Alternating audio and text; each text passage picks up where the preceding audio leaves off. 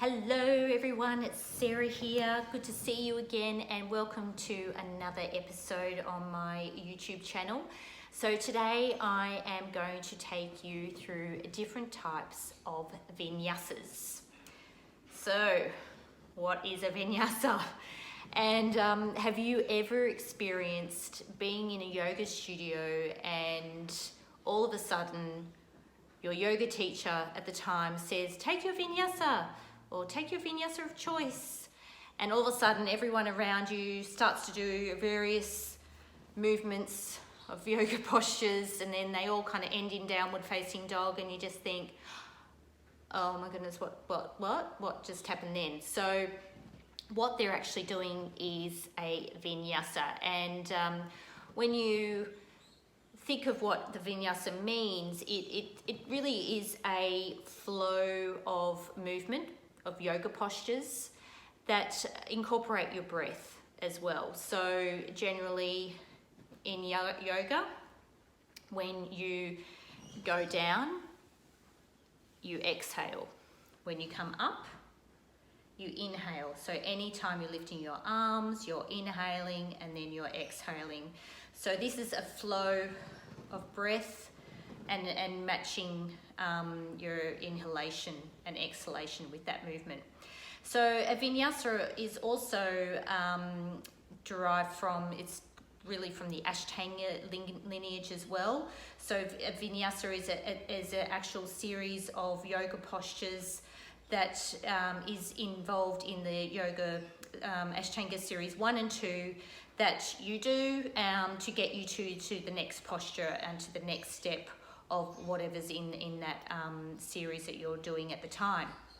So vinyasa is really quite flowy. It almost looks like a dance, and very deliberate and very sequenced, and you might even look at a yoga studio and it might say vinyasa flow, which you then know that they probably will involve these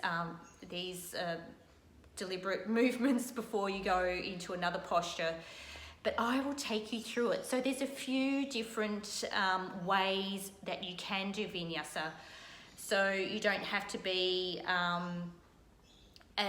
so it's not creating too much energy on you. You can also take a more of a restorative vinyasa, or once you're familiar with the term, and depending on what your body's doing at the time, you can skip it and then just meet everyone where they want to be. So I'm basically just going to take you through maybe 3 or 4 vinyasas that you could do maybe instead of, or what they actually are to begin with. And yeah, you can feel a little bit more at ease next time you attend a yoga studio. So let's get on the mat. Excuse me while I move that ball. So I am going to take you through the standard practice of a vinyasa.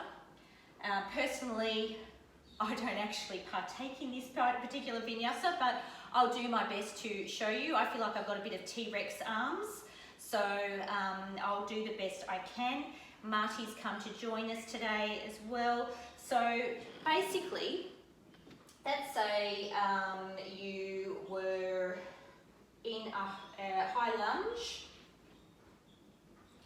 and your yoga teacher said to you, take your vinyasa of choice now, which is something I generally do say. So you would exhale, you could step back into plank, exhale, lowering your chest down, inhale, coming up into upward facing dog, with your legs on the mat is cobra, and then exhale, coming into downward facing dog. So that is generally a typical vinyasa. Hopefully I gave it's what it is meant to look like. Another option is, because for me, to actually take a chaturanga where you're lowering yourself down from plank is takes a lot of energy out of me. So I tend to, another option is, and if that's say, also you might have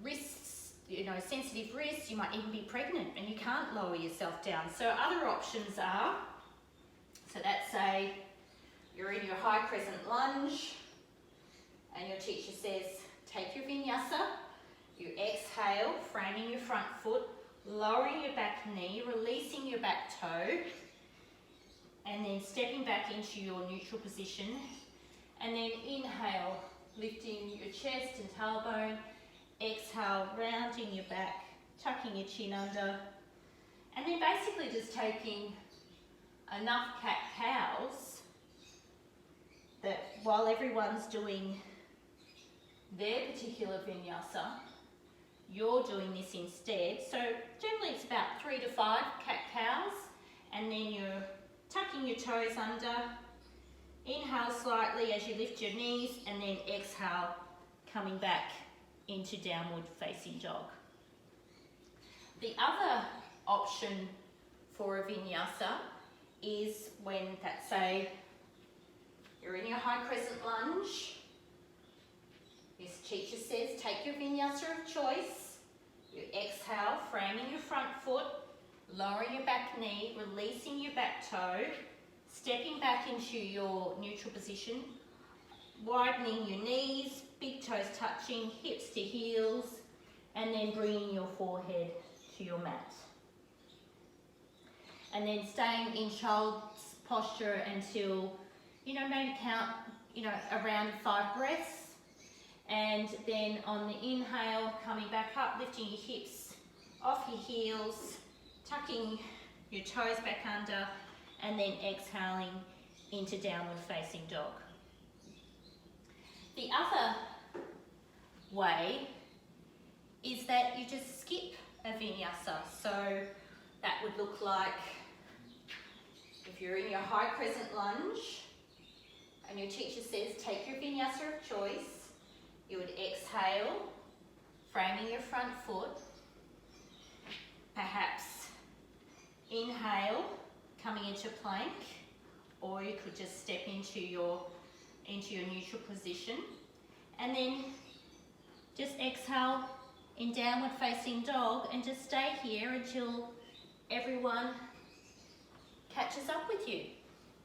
So I hope that gives you an idea of what Vinyasa is and what it looks like and what it can look like as well. So if there's any questions, please comment below, but to receive any notifications of my episodes, please hit subscribe, and I will see you all next week. Bye for now.